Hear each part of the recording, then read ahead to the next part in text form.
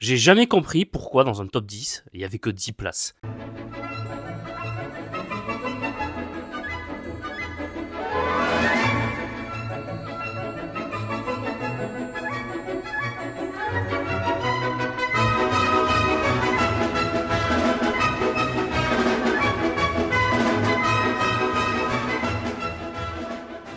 Après le top 10 de la littérature classique étrangère, aujourd'hui je vais vous faire mon classement top 10 avec évidemment de la subjectivité, des exclusions, des trahisons et des choix qui peut-être seraient différents dans 3 semaines et auraient été différents il y a 2 semaines.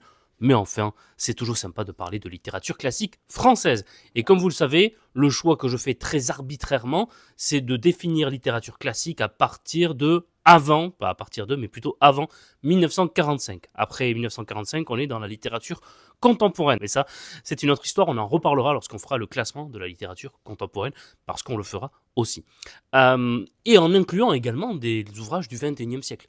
Ou alors je fais 1945-2000, et après il y a contemporaine plus, voilà, à partir de 2000. Mais ça c'est une autre histoire, on fera. Pour l'instant, à chaque vidéo, c'est mot de tête. J'ai fait des choix, j'ai évolué également dans ma façon d'envisager, dans ma façon d'apprécier certaines œuvres ou non. Et donc, il y a certains choix qui vont pas du tout vous surprendre évidemment, et d'autres qui vont peut-être vous surprendre, en tout cas certaines positions. Numéro 10, Le Grand Mold de Alain Fournier. Alors, je le redis ici, Alain Fournier, vous n'allez pas le trouver à F si vous allez en librairie. C'est-à-dire que si vous voyez cette vidéo, je ne sais pas moi, on sera peut-être le matin lorsque je la posterai, que vous la regardez en prenant votre bol de céréales, de cornflakes par exemple, ou de miel pops, pas de concurrence entre les céréales, et que vous dites « Ah tiens, cet après-midi, je vais aller me l'acheter », ne perdez pas votre temps dans la lettre F, vous allez le trouver dans la lettre A. Voilà, c'est Alain Fournier, c'est son pseudonyme. Il a écrit qu'un seul roman, donc Le Grand Mold, très jeune. Et puis malheureusement, il va mourir très très vite au front à la Première Guerre mondiale, donc en 1914. Donc, Le Grand Mold, c'est l'histoire d'un narrateur qui a une enfance plus ou moins banale, pas très heureuse ni malheureuse, mais une enfance un peu classique, et qui voit arriver un jour dans son école, où est-ce qu'il est, Mone, ce garçon, Augustin Mone, qui est particulier, qui a l'air de rêver, qui a l'air d'avoir de la magie en lui. Et puis un jour, Augustin Moll se perd dans une fête, une grande fête, avec plein de choses extraordinaires, des créatures, et une femme dont il semblerait être tombé amoureux. Et puis cet Augustin Moll, en fait, il va disparaître, parce qu'il va vouloir retrouver cette femme, il va vouloir retrouver l'ambiance de cette fête. En fait, cette fête qui serait une sorte de rêve, de paradis perdu, il n'arrive jamais à retrouver cette magie dans la réalité, dans la vie de tous les jours, donc il s'en va du collège, il s'échappe, et ce narrateur en fait qui est devenu très ami avec lui, qui s'est lié d'amitié avec lui, va essayer d'aller à la poursuite d'Augustin Moll, à la poursuite physiquement, et puis également presque mentalement, c'est-à-dire à la poursuite de cet esprit rêveur, de cet esprit magique qu'incarne Augustin Moll. Donc un roman classique sur l'amitié, sur également ce que c'est qu'à l'adolescence, sur ce qu'on traverse comme sentiment au moment de l'adolescence, et je crois que ce qui fait la force d'un classique, c'est que aujourd'hui encore, vous faites lire à un adolescent Augustin Moll, Le Grand Mold de Alain Fournier, ça procure presque la même émotion que ça aurait procuré il y a 100 ans.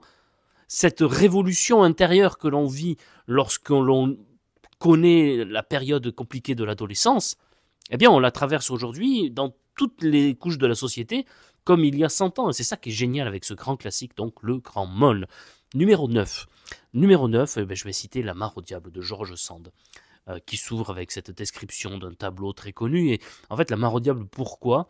Parce que je trouve que ça décrit avec une tendresse, une vérité et une justesse profonde la vie paysanne dans le Berry du 19e siècle qu'a connu George Sand. Lorsque vous allez ensuite visiter son manoir plus qu'un château à Nohant, vous reconnaissez l'ambiance qu'elle décrit dans ce roman. Et puis aussi un roman, pourquoi je dis avec justesse également le monde paysan, parce que pas seulement avec un regard bienveillant, mais également avec un regard assez tendre, mais pas, je dirais pas sévère, mais assez juste aussi sur également les failles du monde paysan. Numéro 8, Victoire Larouge. Et c'est là peut-être que vous allez être surpris, parce que Victoire Larouge, écrit par Georges de Peyrebrune, également au 19e siècle, pourquoi ? Parce que pour moi, c'est un grand roman sur la condition des femmes. Condition des femmes dans ce qu'elle a le plus cher, c'est-à-dire dans la dignité, le respect, l'honneur. Victoire Larouche, c'est une femme comme ça qui va être exploitée socialement, sexuellement par des hommes et qui va vouloir se battre, qui va vouloir incarner également, Georges de Peyrebrune, incarner le combat des femmes, c'est-à-dire de faire peser la responsabilité des enfants, pas seulement sur les femmes, mais également sur les hommes. Et également sur les hommes qui vont coucher avec des femmes hors mariage, des enfants vont en naître, et à l'époque, il n'y avait aucune reconnaissance des hommes pour ces enfants nés hors mariage, aucune responsabilité, aucun devoir. Et Georges de Peyrebrune va essayer de se battre pour ça, et Victor Larouche va être l'incarnation, ce personnage qui vraiment va être humilié de bout en bout dans ce roman, avec un langage cru, un langage parfois vulgaire, un langage de cette zone rurale également, mais un langage assez vrai,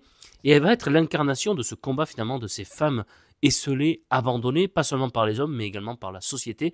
C'est extraordinaire et je vous conseille vraiment la réédition dans l'édition Livre de poche qui est parue cette année ou l'année dernière avec un dossier extraordinaire sur le contexte à l'époque. C'est vraiment génial. Voilà. Numéro 7. Je lis en direct la liste que je me suis faite. La curée d'Émile Zola. Voilà. J'avais envie de mettre un des romans d'Émile Zola, des Rougon-Macquart que je suis en train de relire. Et La curée, pourquoi? Parce que c'est un mélange d'ambition, d'élévation sociale. En montant à Paris depuis Plassans, certaines personnes vont essayer de s'élever socialement, sous couvert parfois et au sacrifice de certaines autres personnes. Un roman d'amour également, mais un amour assez subversif, vous allez le voir en lisant ce roman. Et puis mêlé à tout ça, mêlé à l'amour, à l'histoire, à la condition sociale également, on est en plein dans l'ébullition du Second Empire et dans l'ébullition du changement de la ville de Paris à l'époque du Second Empire. Et c'est assez extraordinaire, je trouve, la manière dont Zola parvient à mêler tout ça et la manière qu'il a à nous faire plonger. Et c'est là que je dis souvent que la littérature est franchement très puissante et peut-être plus puissante que le cinéma, c'est-à-dire que le cinéma vous impose des images, des couleurs. Là, vous avez la description, toute la description par un auteur qui a connu un petit peu, en tout cas qui était plongé au milieu, lui, au cœur de ce Second Empire. Et donc vous avez les descriptions précises et vous n'avez pas le filtre déjà du réalisateur qui vous impose sa version de l'adaptation du livre. Vous voyez ce que je veux dire? C'est-à-dire que là, vous avez directement la description de comment était le Second Empire. Les repas festifs, les repas qui mêlaient les banquiers, les économistes, les industriels, les juristes, les politiques, les diplomates, comment eux tous, ils semblaient vouloir faire le monde, refaire le monde et peut-être également défaire le monde. Vous allez voir comment, notamment dans une certaine scène, il y a une scène également cultissime dans une serre. Bref, La curée de Zola, pour moi, il y a tout presque des Rougon-Macquart dans ce roman. Peut-être un roman pas souvent cité parmi les meilleurs des Rougon-Macquart, mais que moi, à ma relecture, j'ai vraiment adoré. Numéro 6, Le Père Goriot. Le Père Goriot de Balzac, parce que là aussi, on est en plein dans la condition humaine, parce qu'on a cette tension dans laquelle vit le Père Goriot et ses deux filles, mais pas seulement. On a tout un ensemble de personnages très différents qui vont passer. Vautrin, Rastignac. D'ailleurs, il y a une scène très marrante, j'ai vu ça récemment, entre Vautrin et Rastignac dans ce livre, où Vautrin dit à Rastignac, faites-lui une proposition qu'il ne pourra pas refuser. On ne peut pas s'empêcher de penser à la réplique dans Le Parrain par Marlon Brando, Vito Corleone, et qui dit « Je vais lui faire une proposition qu'il ne pourra pas refuser ». Désolé pour l'imitation qui est catastrophique, mais on peut s'imaginer peut-être que Mario Puzo un jour a lu Le Père Goriot de Balzac et qui s'est inspiré de Balzac pour écrire cette réplique, ce dialogue dans son roman Le Parrain, qui deviendra l'une des répliques les plus cultes de l'histoire du cinéma. Bref, ça, c'est une autre histoire également. Mais voilà, j'ai adoré Le Père Goriot parce que, pour moi également, c'est l'incarnation, presque le symbole de la comédie humaine, parce qu'on a presque tous les personnages, tous les types, toutes les caractéristiques de personnages qui viennent se mêler, se rencontrer dans ce roman qui est vraiment phénoménal et que j'ai adoré. Là aussi, parce qu'on a l'impression d'être plongé dans cette première moitié du 19e siècle, pardon.